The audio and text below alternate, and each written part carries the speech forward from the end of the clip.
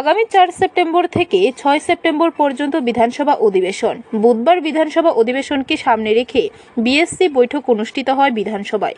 বৈঠক শুরু হওয়ার আগে বন্যায় মৃতদের আত্মার প্রতি সদ্গতি কামনা করে নীরবতা পালন করা হয়। উপস্থিত ছিলেন বিধানসভার অধ্যক্ষ বিশ্ববন্ধু সেন, মন্ত্রী রতনলাল নাথ, মন্ত্রী সুশান্ত চৌধুরী, বিধানসভার মুখ্য সচেতন কল্যাণী রায়, মন্ত্রী অনিমেষ দেববর্মা, বিরোধী দলনেতা জিতেন্দ্র চৌধুরী। বৈঠকের পর মন্ত্রী রতনলাল নাথ জানান, সর্বসম্মতিক্রমে সিদ্ধান্ত হয়েছে এবার 3 দিনের জন্য বিধানসভা অধিবেশন বসবে।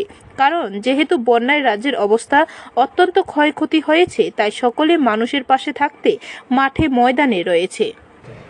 কিন্তু সকলে মিলে আলোচনা করলো বিরোধী দল সহ, যেহেতু সিচুয়েশনটা কিন্তু ফেভারেবল আমাদের রাজ্যের জন্য, ভয়ঙ্কর বন্যা এবং সব জায়গায় কিন্তু এখন পর্যন্ত বন্যার প্রকোপ কমলেও এখন অনেক মানুষ শরণার্থী শিবিরে আছেন। তাদেরকে সরকার খাওয়া খাদ্যের ব্যবস্থা করছে, চেষ্টা করছে। এমত অবস্থায় যে এটাকে 4 দিন 5 দিন নেওয়াটা সমীচীন হবে না বলে সকলে সহমত পোষণ করেছেন। তো এটা 3 দিনই হবে, 4, 5, 6। এর মধ্যে ভেরি ফার্স্ট ডে অর্থাৎ প্রথম দিনেই এটা বন্যার উপরে ন্যাচারাল ক্যালামিটিস, বন্যা কিংবা ল্যান্ডস্লাইড সব কিছুর উপরে একটা আলোচনা হবে, বিশেষ আলোচনা হবে। ব্যুরো রিপোর্ট, খবর ত্রিপুরা।